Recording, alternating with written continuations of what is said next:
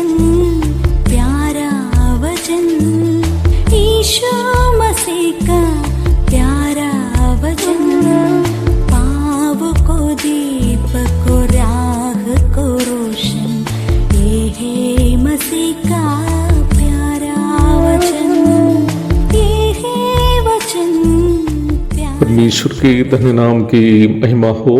प्रभात मनन के सत्र 2137 में आप सभी का बहुत ही विनम्रता के साथ स्वागत करता हूँ। आइए आज के मनन के लिए हम पढ़ते हैं इब्रानी 12 पद 15। ध्यान से देखते रहो, ऐसा ना हो कि कोई परमेश्वर के अनुग्रह से वंचित रह जाए या कोई कड़वी जड़ फूट कर कष्ट दे और उसके द्वारा बहुत से लोग अशुद्ध हो जाए। मसीह जीवन परमेश्वर के अनुग्रह से बिताए जाने वाला जीवन है। मसीह जीवन का शुरुआत, बढ़ोतरी एवं परिपूर्णता सभी परमेश्वर के अनुग्रह पर निर्भर है। परमेश्वर के अनुग्रह के कारण ही एक पापी उद्धार प्राप्त करता है। इफिसी 2:8। अर्थात हमारा कोई भी योग्यता जैसे आर्थिक क्षमता, पारिवारिक कुलीनता, प्रतिभा, क्षमताएं या अधिकार हमें परमेश्वर के द्वारा दिया जाने वाला उद्धार के पात्र हमें नहीं बनाता है। उद्धार परमेश्वर का दान है। हम अपने उद्धार के कारण किसी भी प्रकार के अपने योग्यता पर प्रशंसा नहीं कर सकते हैं। इफिसी 2:9। उसी प्रकार उद्धार प्राप्त विश्वासी विश्वास में बना रहता हो, अर्थात प्रभु की संगति में बना रह पाता हो, तो वो भी उस व्यक्ति की अपनी सामर्थ्य के कारण नहीं है, बल्कि परमेश्वर के अनुग्रह के कारण ही। बाइबल हमें चेताती भी है कि यदि किसी को लगता है कि वह विश्वास में स्थिर है तो सावधान रहे कि वह कहीं गिर न जाए। पहला कुरिन्थी 10:12। रोमी 5:2 में पौलुस याद दिलाता है कि हम अनुग्रह में ही बने हैं।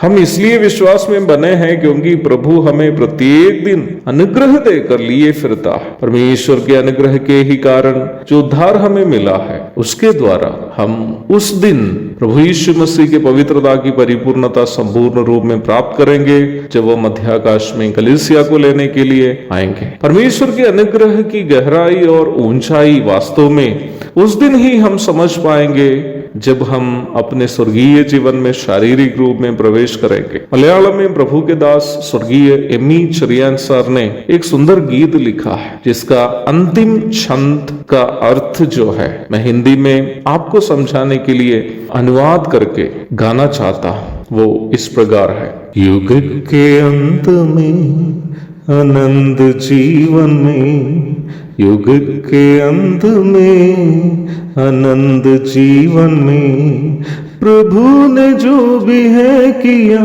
भलाई है जब जानेंगे, प्रभु ने जो भी है किया भलाई है जब जानेंगे, अनुग्रह से कैसे वह लिए फिरे हैं जानेंगे, अनुग्रह से कैसे वह लिए फिरे हैं जानेंगे।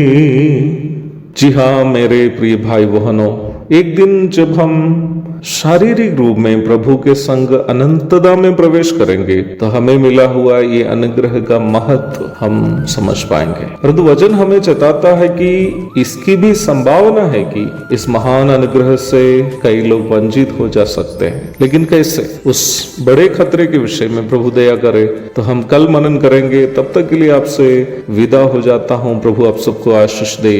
आमीन।